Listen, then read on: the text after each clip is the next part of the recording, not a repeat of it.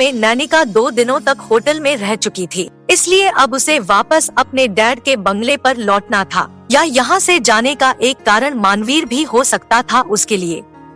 लेकिन जब अपने बैग को पैक कर लेने के बाद वो कमरे से निकलने लगी, तभी उसकी नजर अपने कमरे के बाहर खड़े मनवीर पर पड़ी।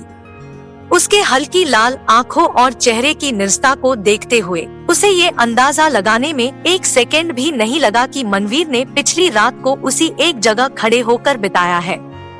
इधर नैनिका को बाहर निकलते देख मनवीर की आंखें तुरंत ही चमक उठी और उसने अपने नम पड़ चुके पैर को आगे बढ़ाने की कोशिश की, जबकि उसके पैर में इस वक्त जरा भी जान महसूस नहीं हो रही थी। वो अपने रिश्ते के बदतर हालत और नैनिका को छोड़ देने की वजह से खुद में ही घुटता जा रहा था। वो भले ही रात भर उस जगह पर खड़ा था, लेकिन उसका दिल और दिमाग सिर्फ नैनिका और उसके बच्चे के आसपास ही घूम रहा था। अपने चेहरे पर ग्लानि लिए जब वो नैनिका के सामने खड़ा हुआ, तो अनायास ही उसकी आंखें आंसुओं से भर आईं और उसने अपने हाथ को उठाकर नैनिका के चेहरे तक बढ़ाया। लेकिन इसके बदले में नैनिका ने शून्य भाव से अपने कदमों को पीछे कर लिया और बिना लय के ही कहा, मुझे पता है तुम्हें 1 साल पहले किए गए अपने फैसले पर पछतावा हो रहा है, लेकिन मैं इसमें कुछ नहीं कर सकती हूँ। 1 साल पहले मेरा बुरा वक्त चल रहा था और उस बुरे वक्त में मैंने जान लिया कि मुझसे प्यार करने वाले लोगों को मेरी कितनी फिक्र है। शायद भगवान लोगों की जिंदगी में बुरा दिन इसलिए ही भेजते हैं। नैनी, मनवीर ने एक गहरी और उदासीनता में लिप्त आह के साथ उसका नाम लिया। ये ऐसा था जैसे नैनिका का ये शख्स दिखावा उसके दिल को चोट पहुंचा रहा था, जिस पर नैनिका ने अपने हथेली को आगे कर उसे रुकने का इशारा किया और वापस कहने लगी, रहने दो ना मनवीर, बस रहने देते हैं सब कुछ। हम मान लेते हैं कि हमारा साथ उस बच्चे की मौत तक ही था। बहुत रो लिया मैंने तुम्हारे लिए, बहुत बर्बाद किया अपने आप को तुम्हारे पीछे। अब मैं शुरू से शुरू करूंगी, पर इस बार मोहब्बत नहीं करूंगी किसी से। अपने शब्दों को खत्म करने के बाद नैनिका ने अपनी पलकों को नीचे कर लिया ताकि उसके दिल की तकलीफों को बयां करते उसके आंसुओं पर मनवीर की दयनीय नजरें ना पड़ सके और वो खुद को मजबूत दिखाते हुए वहाँ से निकल जाए। हालांकि वो इतनी भी अच्छी नहीं थी इन सब में, इसलिए उसके आवाज की हल्की कंपन मात्र से ही मनवीर को ये समझ आ गया कि वो रो रही थी।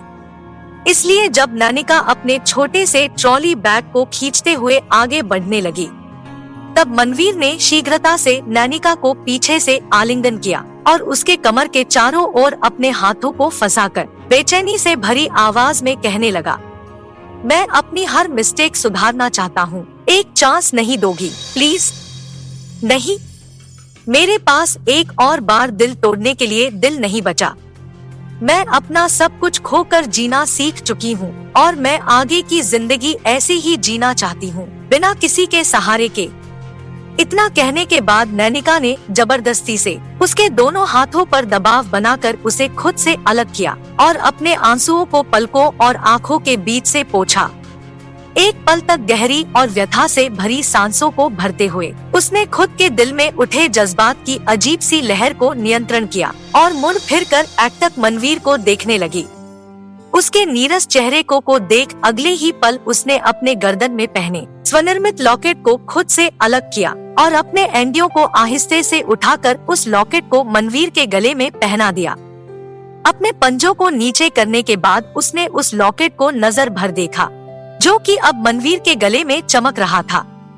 अपने चेहरे पर एक नकली खुशी से भरी मुस्कान को बनाते हुए उसने कहा, मनवीर, तुम्हारी शादी के लिए गिफ्ट। तुम्हारे बाद मैंने दिन रात सिर्फ इसे ही देखा है, लेकिन इसे अपनी होने वाली बीबी के नजरों से बचा कर रखना, क्योंकि इसमें हमारे प्यार की नन्ही सी तस्वीर है और बस खुशी से जीना। ऐसा कहते हुए वो मुड़ी और जाने के लिए कदम लेने से पहले एक बार फिर से बोली, मुंबई आने पर दोबारा मुझसे मिलने मत आना, मैं तुम्हें किसी और के साथ देख कर जी नहीं पाऊंगी। इतना सुनने के बाद मनवीर की आंखों के आगे सब कुछ धुंधला हो गया और उसी धुंधलेपन में लिपटे हुए उसने नैनिका को एक एक कदम के साथ खुद से दूर जाते देखा। हालांकि वो उसे रोकना चाहता था, लेकिन बेबसी से देखने के अलावा वो कुछ नहीं कर पाया। चूंकि उसने 1 साल पहले गलती की थी, इसलिए उसे आगे बढ़कर नैनिका को हक से रोकने की हिम्मत नहीं हो रही थी और वो बस चुप था अपने तकलीफों को सहते हुए। इधर मुंबई में चूंकि आज वीकेंड था, इसलिए आरोही को ऑफिस नहीं जाना था, जिसकी वजह से वो अपने कमरे के अव्यवस्थित बिस्तर पर किसी आलसी बिल्ली के भांति पसरी हुई थी। हालांकि वो जाग रही थी, लेकिन उसे बेड से हिलने का मन नहीं हो रहा था। तभी उसे अपने फोन के रिंग करने की आवाज आई और उसने फोन को उठाकर उसके स्क्रीन को घुरा। वहाँ स्क्रीन पर कॉल करने वाले का नाम साफ लिखा हुआ था, प्रेम। कॉल को जल्दी से रिसीव करने के बाद आरोही ने उत्सुक भाव से कहा, हाँ हेलो प्रेम, उठ गई थी क्या? बड़ी जल्दी कॉल रिसीव कर लिया। फोन के दूसरी तरफ से प्रेम की हंसने की आवाज आई। हाँ उठ गई थी, लेकिन तुम्हारी कोई बात सुनने से पहले मैं पूछना चाहती हूँ, मेरे साथ शॉपिंग चलोगे? आज वीकेंड है। आज मैं अपने कमाई के आधे हिस्से को उड़ाऊंगी और तुम देखना कि एक अमीर लड़की कैसे पैसे खर्च करती है। आरोही बेड पर उठकर सीधा बैठते हुए बोली, ठीक है रेडी होकर आओ, मैं तुम्हारे घर के सामने ही हूँ। छुट्टी खत्म होने से पहले मुझे तुम्हें कुछ बताना भी है, इसलिए लेट मत करना, मेरे लिए हर एक पल कीमती है, प्रेम ने कहा। ओके, मेरा इंतजार करो, मैं बस 10 मिनट में आई। इतना कहने के बाद आरोही ने फोन को डिस्कनेक्ट किया और अपने शरीर को दाएं बाएं मोड़ने के बाद उठकर खड़ी हो गई। 10 मिनट बाद आरोही ने शावर लेकर अपनी सबसे पसंदीदा सफेद सिल्क की लॉन्ग फ्रॉक और उसके ऊपर जैकेट पहन ली और रोज से थोड़ा ज्यादा मेकअप करके रूम के बाहर निकल आई। उसके मेकअप और नई ड्रेस को देख उसकी मामी जी ने उसे बाहर निकलने से पहले टोका, कहाँ चली सवारी? इतवार के दिन भी घर पर टिकने का मन नहीं करता, बिना माँ के पली हो तो क्या जरा भी सभ्य नहीं रहोगी? दरवाजे से निकलने से पहले अपनी मामी द्वारा टोके जाने पर आरोही ने अपने शरीर को उनकी तरफ मोड़ा और मुस्कुराते हुए बोली, क्या मामी जी जा रही थी शॉपिंग पर? त्योहार कितने करीब है, आपके लिए कितनी सारी साड़ी खरीदनी है? आरोही इतना ही कह पाई थी कि तभी उसकी मामी जी बीच में ही चिल्ला पड़ी, शॉपिंग? तू मेरे लिए काहे साड़ी खरीदेगी? तू 10 मिनट रुक, हम अभी तैयार होकर आते हैं, फिर साथ में चलते हैं। अपनी मामी को कमरे के अंदर जाता देख आरोही कुछ 2 मिनट वहीं खड़ी उनसे पीछा छुड़ाने का उपाय सोचती रही। चूँकि वो प्रेम के साथ शॉपिंग पर जा रही थी, इसलिए वो अपनी मामी को साथ नहीं ले जाना चाहती थी, क्योंकि वो जानती थी कि अगर उसकी मामी उसे एक लड़के के साथ घूमती हुई दिखेंगी तो अजीब सी प्रतिक्रिया देंगी। इसलिए वो बिना आहट किए घर के मेन गेट से निकल गई और प्रेम की कार के करीब तक जाने के लिए तेजी से दौड़ने लगी। प्रेम जो कि अपने कार में बैठा उसे उस सफेद सी ड्रेस में दौड़ते हुए देख रहा था।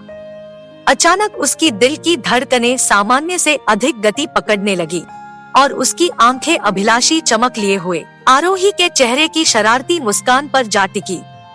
बचपन के दिनों से ही प्रेम ने सिर्फ एक लड़की को ही देखा और अपना वक्त दिया था, जो कि सिर्फ और सिर्फ आरोही थी। हालांकि उसने कभी भी उसे एक दोस्त से ज्यादा ट्रीट नहीं किया, लेकिन जब वो अपने एयर फोर्स के जॉब के लिए इंदौर से जाने लगा, तब उसे ये एहसास हुआ कि आरोही उसके लिए कितनी मायने रखती है और वो उसे अपने हर पल में कितना मिस करता था। इधर तेजी से दौड़ने की वजह से आरोही कार तक जल्दी पहुंच गई और हाँफते हुए शीशे पर नॉक करने लगी, जिससे प्रेम तुरंत ही अपने सभी प्यारे ख्याल से बाहर निकल आया और दरवाजे को खोलकर आरोही से बैठने को कह दिया। क्या बात है, आज मेरी बगल में बैठी लड़की बचपन की तरह बदसूरत नहीं लग रही? क्या ये सब मेरे लिए है? आरोही को अपने कार में रखी पानी के बोतल को पास करते हुए प्रेम ने कहा, तुम्हारे लिए तो मैं सपने में भी ना सजूं, ये तो किसी और के लिए है। शॉपिंग पर जाने से पहले मुझे आदित्य मेंशन जाना है, नक्श का कुछ फाइलों पर सिग्नेचर चाहिए। मैं तो बस उन्हें दिखाना चाहती हूँ कि मैं भी सुंदर हूँ। आरोही अपने बालों को पीछे समेटते हुए बोली। क्या होगा कहानी में आगे जानने के लिए सुने अगला एपिसोड सिर्फ प्रतिलिपि FM पर। आगे जानने के लिए सुने अगला एपिसोड सिर्फ प्रतिलिपि FM पर। क्या होगा कहानी में डर को सवालों में लपेटकर आरोही की बात को सुनते हुए प्रेम ने महसूस किया कि आरोही नक्श नाम के लड़के से काफी प्रभावित है और उसी के लिए रेडी हुई है। इसलिए उसने तुरंत ही कार को सड़क के एक किनारे पर रोक दिया और अपने दिल के डर को सवालों में लपेटकर आरोही से पूछना शुरू कर दिया। नक्श कौन? तुम उसे दिखाने के लिए रेडी क्यों हुई हो? क्या वो तुम्हारा बॉयफ्रेंड है? तुम दोनों कब से डेट कर रहे हो? क्या ये सब कुछ मेरे जाने के बाद से शुरू हुआ है? आरोही ने हैरानी से कहा। ये किस तरह का रिएक्शन है? नक्श अब तक तो ना मेरा बॉयफ्रेंड है और ऐसा लगता है ना ही कभी होंगे। वो बहुत अलग है। वो सिर्फ मुझसे लड़ते हैं। वो कभी मुझे स्पेशल महसूस नहीं कराते। ये बात और कि उनके साथ मैंने अपना पहला किस शेयर किया था। तो तुमने उसे किस भी किया है? प्रेम अचंभे से चिल्लाया। आरोही जल्दी से अपने शब्दों को बदलते हुए बोली। वो एक बार गलती से हो गई थी, लेकिन नक्श के लिए उसका कोई मतलब नहीं है। और तुम्हारे लिए तुम्हारे चेहरे के रिएक्शन से लग रहा है कि वो किस तुम्हारे लिए सब कुछ है। प्रेम उदास भाव से बोला। वो मेरे दिल के एक खास जगह लिए हुए है। मैं नक्श और उनके करीब होने के एहसास को भूल नहीं पाती, आरोही ने कहा। आरोही के इन सभी बातों से प्रेम कंफर्म हो गया कि वो नक्श से प्यार करती है। इस वक्त उसे ऐसा लग रहा था जैसे उसके दिल को किसी नुकीले खंजर के ऊपर रख दिया गया हो और उसने अपने बचपन के सबसे अनमोल खजाने को खो दिया हो। हालांकि उसने आरोही को अपने दुखते दिल के तकलीफ जाहिर नहीं होने दी और अपने चेहरे पर नकली मुस्कान लिए बोला, मुझे नक्श से नहीं मिलाओगी? मैं भी अपने दोस्त के प्यार को देखना चाहता हूँ। मिलाऊंगी, पहले आदित्य मेंशन चलते हैं, मैं रास्ता बताती हूँ, आरोही ने निर्विकार भाव से कहा। इधर बंगलौर में सुबह जिस पल अयांश ने अपनी आंखें खोली, उसने एकांशी की ओर देखा जो अभी भी उसके बाहों में ही थी। वो अब भी गहरी नींद में सो रही थी, इसलिए बिना झिझके वो उसके चेहरे को सहलाने के लिए आगे पहुंच गया और तब उसे अपनी उंगलियों के नीचे कुछ गर्मी सी महसूस हुई। जब उसने एकांशी के चेहरे के हिस्से को छुआ, तब कहीं जाकर उसे इस बात का विश्वास हुआ कि वो बिना कोई नफरत के भाव के पूरी रात एकांशी को अपनी बाहों में जकड़े सो रहा था। ये उसके लिए नया और अनोखा अनुभव था। एक गर्माहट भरे प्यार का एहसास उसके पूरे जिस्म को जैसे जकड़ने सा लगा था। अयांश अपनी जिंदगी में कभी भी भावुक इंसान नहीं रहा था, लेकिन इस समय उसकी आंखों में नमी साफ तौर से दिखाई पड़ रही थी। जब से वो सोकर उठा था, तब से बस एकांशी को ही घूर रहा था, जैसे कि वो उसे पा नहीं सकता था। पिछली रात को अयांश ने खुद ही उसे अपने बाह के ऊपर सुलाया था और वो पूरी रात उसी पोजीशन में रहे थे। इसलिए उसके हाथ सुन्न पड़ चुके थे, लेकिन वो 1 इंच भी आगे नहीं बढ़ना चाहता था। लगभग 10 मिनट तक एकांशी को यूं ही देखते रहने के बाद अचानक उसका फोन रिंग करने लगा। तब अयांश ने सावधानी से उसके सिर को अपनी बाह से उठाया। उसके सिर को तकिए पर रखकर वो उसके माथे पर एक प्यार भरा किस देकर अपने फोन के साथ बेड से उठ गया। चूंकि फोन पर राघव ने उसे बताया कि एकांशी का बैग मिल गया है, इसलिए अयांश मिसेस सेन से मिलने और प्रोजेक्ट के बारे में डिस्कस करने के लिए रेडी हो गया। रूम से बाहर जाने से पहले उसने एकांशी के उठने पर खाने के लिए कुछ डिशेज का ऑर्डर किया और उसे थर्मोफिल में रख दिया और आखिरकार रूम से बाहर निकलने लगा। लेकिन वो रूम के दरवाजे तक पहुंचा ही था कि तभी उसे पिछली रात में एकांशी द्वारा लिया गया वादा याद आ गया। उसे याद आने लगा कि कैसे एकांशी ने उससे कहा था कि जब वो रात साथ में बिताते हैं और सुबह नींद से जागने पर वो उसे अपने बगल में नहीं देखती, तब उसे रोना आता है। इसलिए अनिक्षा के साथ ही सही, लेकिन वो वापस बेडरूम की तरफ बढ़ गया। कमरे के अंदर दाखिल होते ही उसने एकांशी के मासूम से सोते हुए चेहरे पर एक नजर डाली और अगले ही पल अपने लंबे कदमों के साथ बेड तक बढ़ चला और फिर नीचे टाइल्स पर घुटनों के बल बैठकर उसने बेड पर सोती एकांशी के ऊपर कंबल को ठीक किया और थोड़ा हेजिटेट करते हुए मध्यम सी आवाज में बोला, मैं मिसेस सेन को प्रोजेक्ट डिटेल्स देने जा रहा हूँ। उठने के बाद मुझे अपने बगल में ना देखकर रोने की जरूरत नहीं है। इतना ही अयांश ने इतनी मध्यम सी आवाज में कहा था कि सोई हुई एकांशी उसकी आवाज से जाग भी नहीं पाई। शायद वो उसे ये जाहिर नहीं करना चाहता था कि वो उसकी बात मान रहा है। हालांकि वो उसके साथ किए अपने पहले वादे को भी नहीं तोड़ना चाहता था, इसलिए वो उसके सामने बैठकर धीरे आवाज में ही सही, लेकिन बताया कि वो कर नहीं जा रहा। एकांशी सुबह के 10 बजे तक सोती रही, लेकिन जब वो उठी उसे अपना शरीर कमजोर और दर्द में महसूस हो रहा था, इसलिए उसने दूसरी तरफ करवट लिया। उसने ब्लैंकेट को पकड़कर गले लगा लिया और आराम करने के लिए वापस से अपनी आंखें बंद कर ली। लेकिन 5 सेकंड के बाद ही उसने ये महसूस किया कि उसके शरीर के साथ साथ उसका सिर भी काफी दर्द कर रहा है। अचानक उसे कल दिन में हुई सारी घटना याद आ गई और उसे ये भी याद आने लगा कि कैसे अयांश ने उसे उन लड़कों के बीच से बचाया था। सभी घटनाओं को क्रम से याद करने के बाद एकांशी सिर्फ बेहोश होने तक की बात ही साफ तौर से याद कर पाई। हालांकि उसके दिमाग में कुछ ऐसी तस्वीर और बातें भी उभर रही थी जो धुंधली और धीमी थी। चूंकि उसके सिर और बॉडी में दर्द था, इसलिए वो ज्यादा देर इस बारे में सोच ना पाई और सभी बातों को पीछे छोड़कर उठने की कोशिश करने लगी।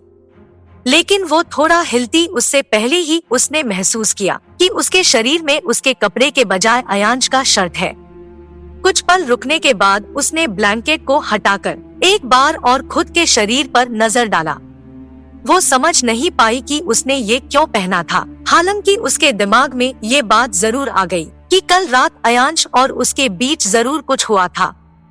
कुछ हल्का दबाव अपने सिर पर डालने पर उसके मन की गहराई में बसी अयांश की कीमत वाली बात बिल्कुल साफ हो गई।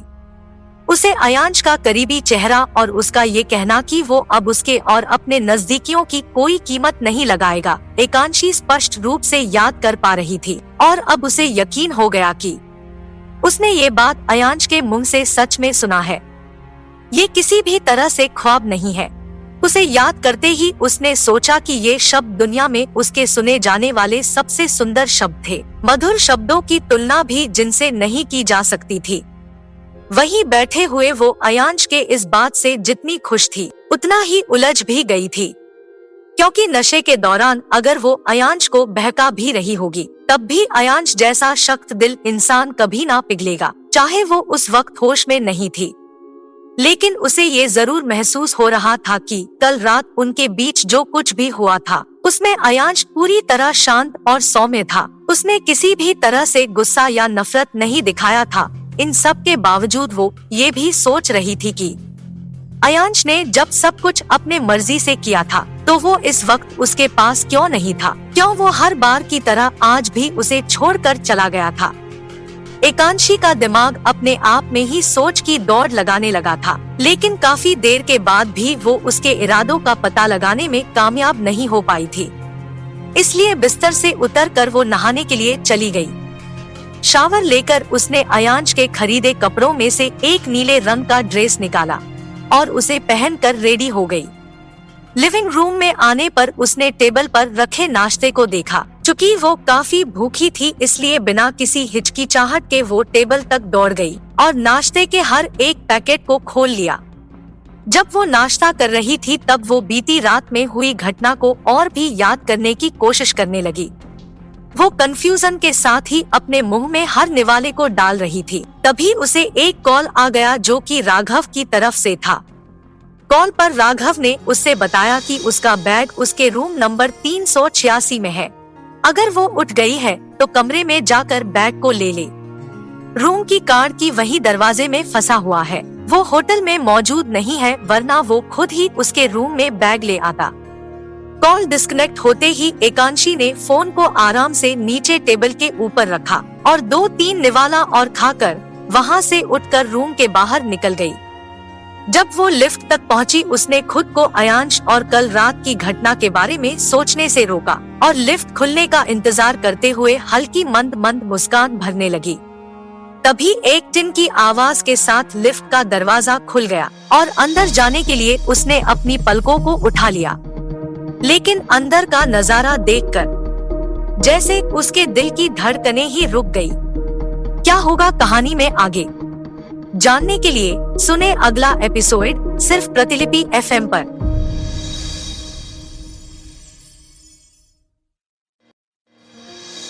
इधर दूसरी तरफ अयांश मिसेस सेन से मीटिंग के दौरान भी एकांशी के बारे में ही सोच रहा था।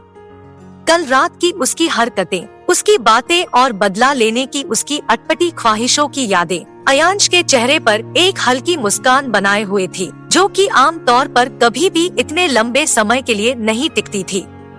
हालांकि वो अपने दिल के एक कोने से एकांशी को लेकर काफी परेशान भी था। इसलिए जब मीटिंग खत्म हुई तो तुरंत ही वो मिसेस सेन को अलविदा कहकर वहाँ से होटल के लिए निकल गया। उन लम्हों में उसे ये ख्याल सताने लगा कि वो उठने के बाद कैसा महसूस कर रही होगी। उसके सिर में दर्द तो नहीं हो रहा होगा ना, या फिर उस ड्रग्स का कोई और दूसरा साइड इफेक्ट्स नहीं हुआ होगा ना उस पर। होटल पहुंचने पर वो बेचैन मन के साथ लंबे लंबे कदमों को उठाते हुए लिफ्ट की तरफ बढ़ गया।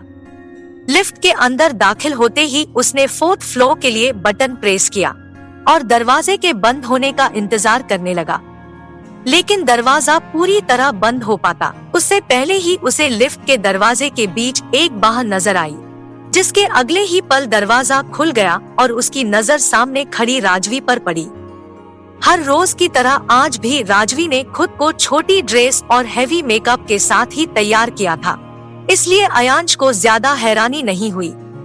इसलिए पहली नजर के बाद उसने उसे दोबारा देखा तक नहीं और शून्य भाव के साथ वहीं एक जगह खड़ा रहा। अयांश की नजरों को अपने ऊपर दोबारा ना देखकर राजवी के चेहरे की चमक थोड़ी धूमिल हो गई, जिससे वो लिफ्ट के अंदर दाखिल होते हुए बोली, गुड मॉर्निंग अयांश, कल रात के लिए तुम्हारा शुक्रिया भी नहीं कह पाई थी, इसलिए सोचा कि तुम्हें पर्सनली थैंक यू बोल दूं। कल रात उन लड़कों की वजह से मैं डर गई थी कि मुझे रात भर नींद ही नहीं आई। जब भी आंखें बंद कर रही थी ऐसा लग रहा था जैसे वो लड़के मेरे करीब ही खड़े हैं। इतना कहने के बाद उसने अयांश के चेहरे को देखा। वो अभी भी उससे दूर ही देख रहा था और ऐसे खड़ा था जैसे उस लिफ्ट में उसके अलावा कोई भी नहीं था। अयांश के इस ठंडे रवैये से राजवी को अपने दिल में इंसल्ट की भावना महसूस हुई और इस बार उसने थोड़ी झड़प के साथ कहा, अयांश कम से कम मेरी तरफ देख तो लो, तुम्हें नहीं लगता तुम अपनी दोस्त को लेकर काफी लापरवाह हो। राजवी की ये बात सुनने के बाद अयांश की आंखें एकदम से सादी हो गई और उसने कड़वापन के साथ उसकी बात का जवाब दिया, दोस्त की हैसियत से मुझे जितना करना था उतना कर लिया है। खुद में मेरी वाइफ को ढूंढना बंद कर दो। तुम्हें मैंने कॉलेज में भी कहा था कि मैं तुम में जरा भी इंटरेस्टेड नहीं हूँ और आज भी कह रहा हूँ कि मुझे लेकर अपने दिमाग में सपने बुनना बंद कर दो। तुम कभी भी मेरे दिल तक नहीं पहुँच सकती। अयांश के शब्दों में शुरुआत और अंत तक सिर्फ कड़वाहट महसूस कर राजवी का दिल अंदर ही अंदर किसी शीशे के टुकड़े की तरह टूटने लगा। उसने उससे पिछले 15 सालों से प्यार किया था और वो कितनी आसानी से ये सब कह गया था जैसे उसके लिए वो कुछ भी नहीं थी। इसलिए अब तक उसकी आंखों की दीवानगी से भरी चमक गायब हो गई थी। हालांकि वो ज्यादा देर तक उदास ना रही और अगले ही पल बनावटी खुशी को जाहिर करते हुए बोली, ओ अयांश, तुम कहाँ की बात कहाँ पहुँचा रहे हो। जब कॉलेज में मैंने तुम्हें प्रपोज किया था तब तो मैं टीन एज में थी। मुझसे बातें बनाने की जरूरत नहीं है, मैं तुम्हारे हर मूव को अच्छे से समझता हूँ। अयांश ने उसकी बात को बीच में ही काटते हुए कहा, जिस पर राजवी जबरदस्ती बनवटी हंसी हंसी। तभी उसकी जर अयांश के पहने टाई पर गई। आज उसकी टाई अजीब सी बंधी हुई थी। उसे देखकर ऐसा लग रहा था जैसे उसके गले में किसी बच्चे ने टाई को बस फंसा दिया हो। अयांश, तुम्हारे टाई को क्या हुआ? आज ये अजीब सा क्यों बांधी है तुमने? इतना कहते हुए उसने बात की रुख को दूसरी तरफ मोड़ा ताकि अयांश उस पर और अधिक ना भड़के और उनका दोस्ती का रिश्ता भी कहीं खत्म ना हो जाए। दूसरी तरफ अयांश जल्द से जल्द एकांशी के पास पहुंचना चाहता था, इसलिए अब उसे राजवी की आवाज अपने कानों में चुभती हुई महसूस होने लगी थी, जिसकी वजह से उसने लिफ्ट के स्टार्ट बटन को प्रेस करने के बाद वापस से 4th फ्लोर का बटन दबा दिया और ऊपर की ओर बढ़ते लाल नंबरों को घूरना शुरू कर दिया। लिफ्ट को ग्राउंड फ्लोर से 4th फ्लोर तक जाने के लिए 20 से 30 सेकेंड का समय लगने वाला था, जिसमें राजवी की नजर अयांश के हाथ पर पड़ चुकी थी।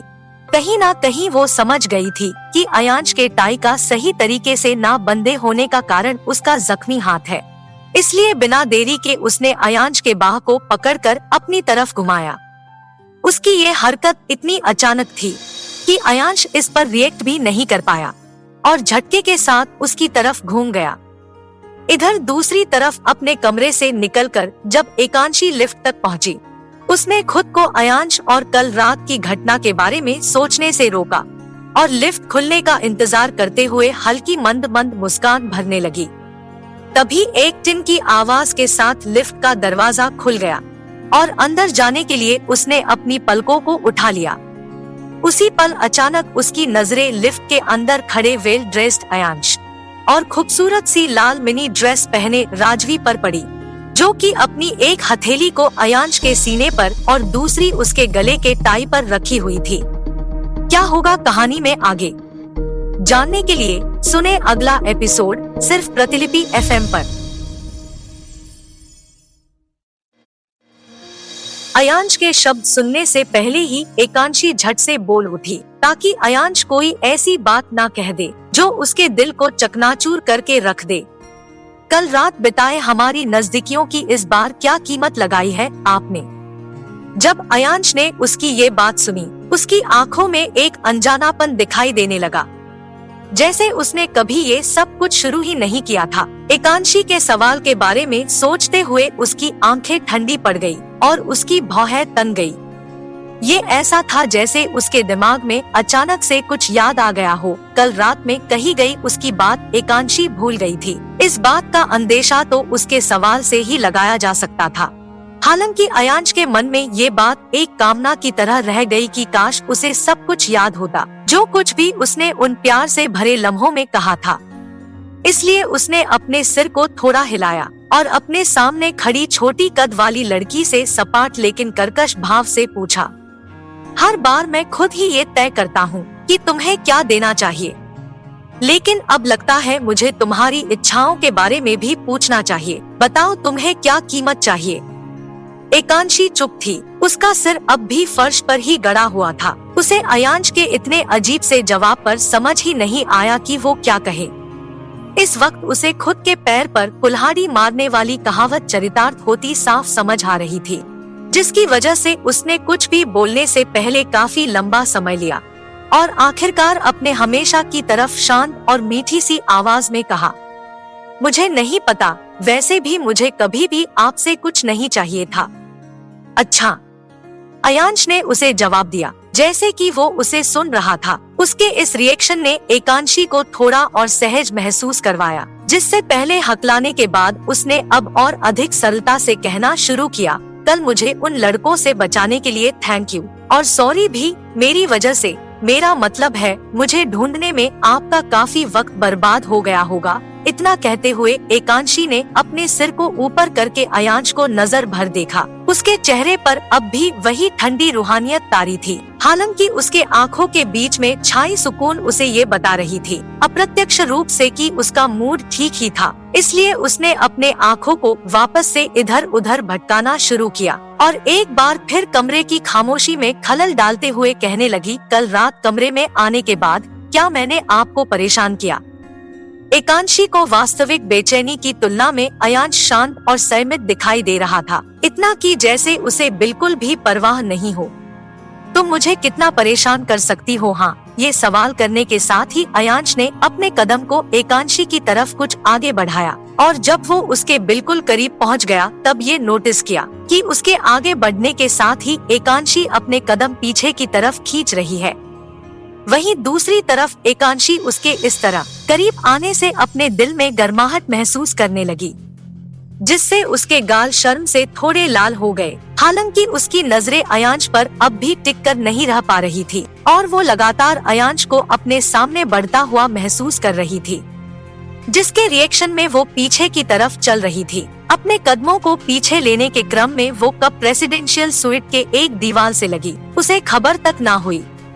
हालांकि दीवार के विपरीत खुद को टकराते ही उसने महसूस किया कि उसकी धड़कनें अचानक से गति को प्राप्त करने लगी है और अयांश ने अपने दोनों हाथों की मदद से उसे घेर भी लिया है। अयांश को एकांशी का विचलित मन साफ तौर पर समझ आ रहा था, लेकिन चूंकि वो कमरे में एकांशी को अपने और राजवी के साथ होने की बात क्लियर करने के लिए आया था, इसलिए उसने अपने गले के टाई की तरफ इशारा किया और पूछा, क्या तुम्हें टाई बांधनी आती है? ये कहते हुए उसने अप्रत्यक्ष रूप से उसे ये जताना चाहा कि राजवी सिर्फ उसका टाई ठीक कर रही थी, उनके बीच कोई भी रिश्ता नहीं है। इतनी नजदीकी बनाने के बाद अयांश का ये पूछना कि उसे टाई बांधनी आती है या नहीं, एकांशी को अचंभे में डालने लगा, जिससे उसने अज्ञानता से अपनी पलकों को उसकी तरफ उठाया और फिर एक क्या की आवाज के साथ उसे घूरना शुरू कर दिया, जिस पर अयांश ने एक बार फिर अपनी बात को सामान्य भाव से दोहराया, क्या तुम्हें टाई बांधनी आती है? नहीं, एकांशी निराकार बोली और झट से अपने शरीर को नीचे झुका लिया ताकि वो उसके बाहों के नीचे से निकल जाए और अलग होने के बाद अपने अंदर कुछ सांस खींच सके। लेकिन अभी वो उसके बाह के नीचे से निकलकर सीधा खड़ी होने ही वाली थी कि उसी पल अयांश ने उसके नाजुक गोरी बाह को पकड़कर वापस से दरवाजे के सहारे टिकाते हुए एक हाथ को उठाकर उसके सिर के बिल्कुल बगल में दरवाजे पर ही टिका लिया। तुम्हें टाई बांधनी नहीं आती या अपनी आदत की तरह मुझसे झूठ बोल रही हो? अपने हाई स्कूल के दौरान हर कोई टाई को बांधना सीख लेता है, क्या तुमने वहाँ ये नहीं सीखा? अयांश ने सामान्य से भी अधिक सहज कराने वाले लहजे के साथ पूछा। मैंने कभी किसी से झूठ नहीं बोला है और मैं सच कह रही हूँ, मुझे टाई बांधनी नहीं आती। हाई स्कूल के दौरान मेरी टाई मम्मा बांधा करती थी। एकांशी के मुंह से इतना सुनने के बाद अयांश उसे अवाक होकर लगातार देखे जा रहा था, जैसे उसने कुछ नया, कुछ अलग सा सुन लिया था।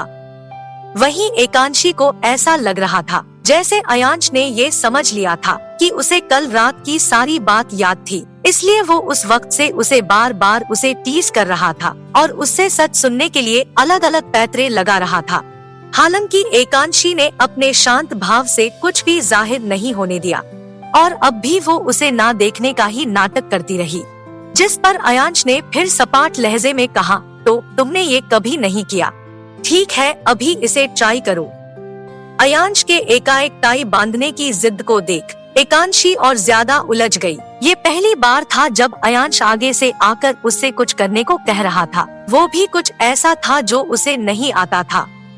शायद इसीलिए उसने अपने होंठों को भींचकर एक दूसरे के ऊपर ही दबा लिया और आंखों में मासूमियत के भाव लिए उसकी तरफ ही देखने लगी, जिस पर अयांश ने एक गहरी सांस भरी और कहना शुरू किया, ठीक है, मैं समझ गया कि तुम्हें ये नहीं आता, लेकिन जैसे कि तुमने कल रात की कीमत मांगी और तुम्हारे खुद के ओर से कोई इच्छा नहीं है, इसलिए मैं तुम्हें सिखाऊंगा कि कैसे टाई बांधते हैं। इसे ही तुम कीमत की तरह ले सकती हो, इसे ही तुम कीमत की तरह ले सकती हो। ये शब्द एकांशी के मन के भीतर फिर किसी पुराने घाव को कुरेदते हुए महसूस कराने लगे और अनायास ही उसके पांव थोड़े कांपते हुए ठंडे होने लगे। क्या कल रात उसके नशे में होने के समय उसने ये नहीं कहा था कि वो अब अपने इंटीमेसी का किसी भी तरह की कीमत नहीं लगाएगा? फिर वो क्यों टाई बांधने की फरमाइश को एक कीमत की तरह इस्तेमाल कर रहा था? अपने दिमाग में ख्यालों की बुनावट की वजह से अचानक एकांशी के दोनों भौहों के बीच कुछ लकीरें उभर आईं और उसका मन झल्लाहट से भरने लगा, जिसकी वजह से वो खींचते हुए बोल उठी, आप फिर से कीमत वाली बात हमारे बीच क्यों ला रहे हैं? कल रात आपने तो कहा था कि आप हमारे नजदीकी की कीमत नहीं लगाएंगे, फिर ये सब क्यों कर रहे हैं आप? क्या होगा कहानी में आगे जानने के लिए सुने अगला एपिसोड सिर्फ प्रतिलिपि FM पर।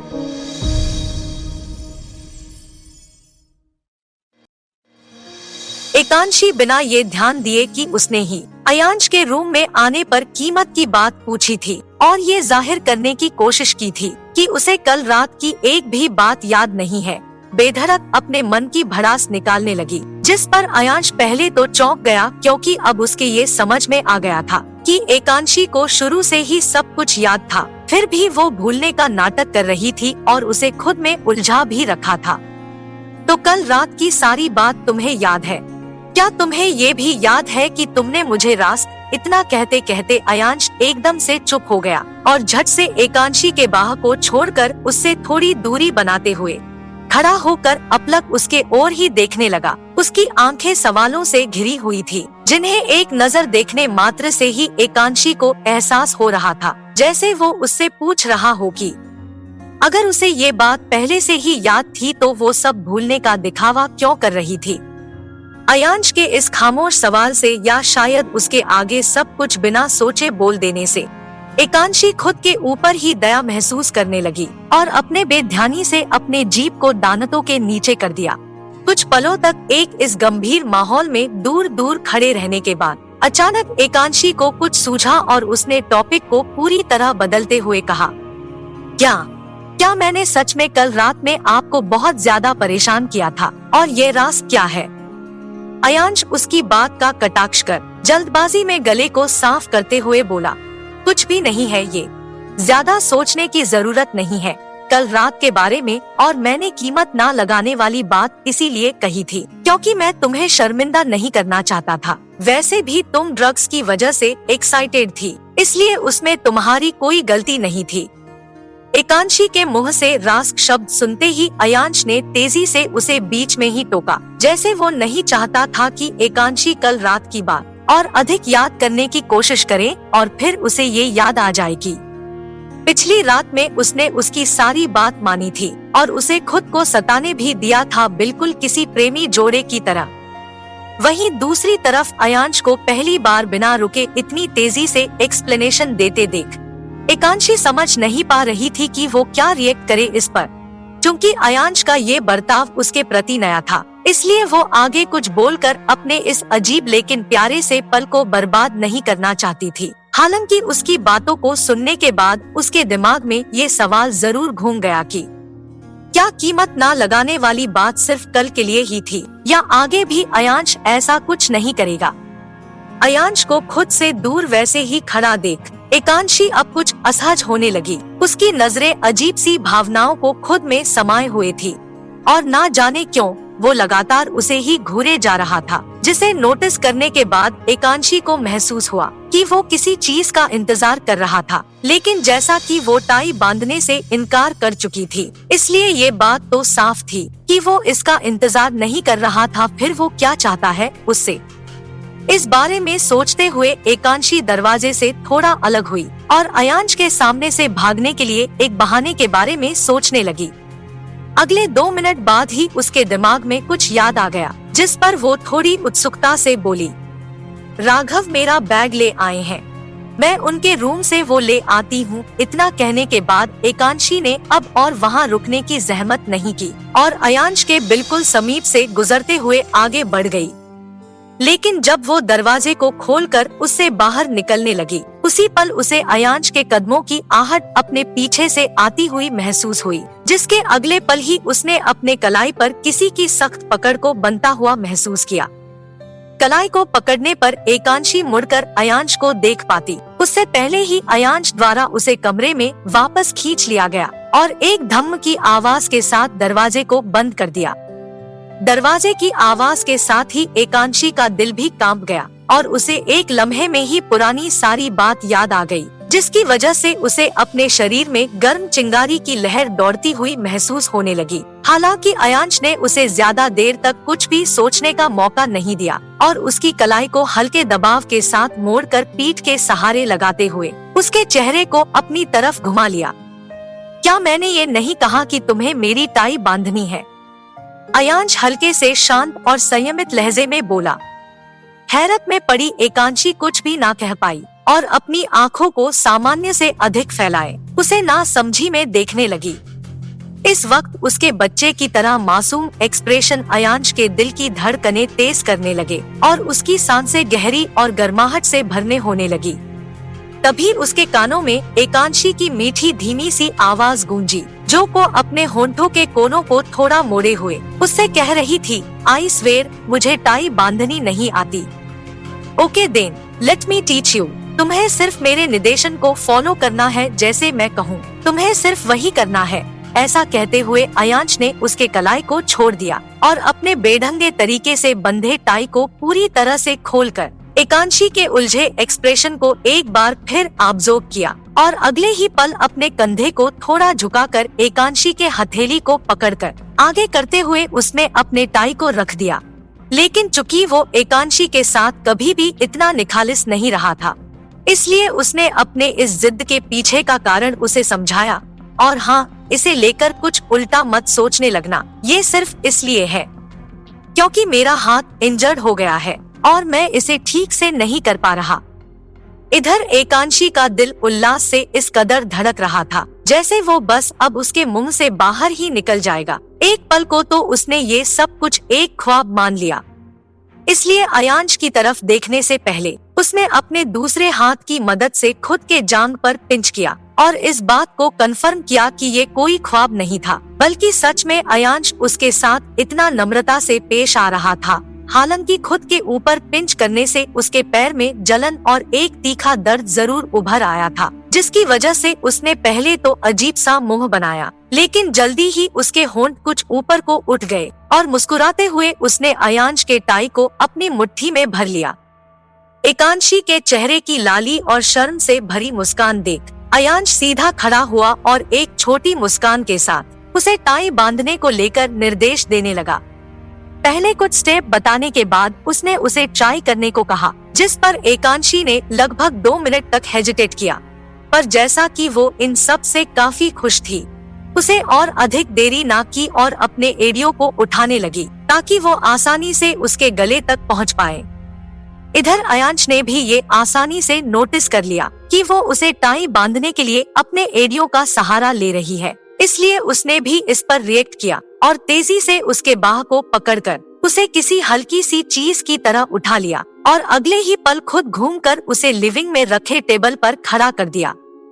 अचानक बिना किसी वार्निंग के अयांश द्वारा किए गए इस हरकत से एकांशी की सांसें उसके गले में ही कहीं अटक गई। उसकी धड़कनें तेज और तेज होती चली गई, जिससे वो अपनी पलकों को तेजी से बंद करते हुए खोलने लगी। तभी अयांश ने उसे कहा, ये ठीक है, अब तुम आसानी से बांध सकती हो। अयांश के इन शब्दों के कान में पड़ते ही एकांशी अपने अचानक लगे सदमे से बाहर निकल आई, लेकिन वो अब भी अपने मन के घबराहट से नहीं उभर पाई थी, इसलिए उसने टाई को अयांश के गले में फंसा तो दिया, लेकिन ये याद नहीं रख पाई कि अयांश ने सबसे पहले उसे क्या करने को कहा था और अनजाने में ही उसने उस टाई पर गांठ बांधकर तेजी से खींच दिया, जिससे वो गांठ सीधे जाकर अयांश के गले को कसने लगी। अचानक अपने गले पर कसाव महसूस कर अयांश ने उसके दोनों हाथों को पकड़कर रोका